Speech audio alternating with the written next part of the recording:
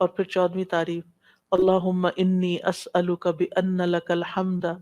لا الہ الا انت وحدک لا شریک لک المنان بدیع السماوات والارض ذی الجلال والاکرام۔ اے اللہ میں تجھ سے مانگتا ہوں،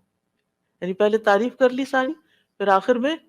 سوال کر لیا، اللہ تجھ سے مانگتا ہوں اس وسیلے سے کہ ساری ہم تیرے لیے ہے،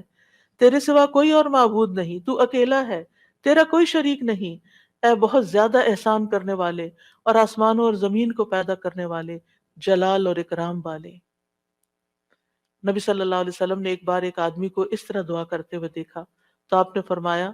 یقیناً تو نے اللہ سے اس کے اسم اعظم کے ذریعے دعا مانگی ہے،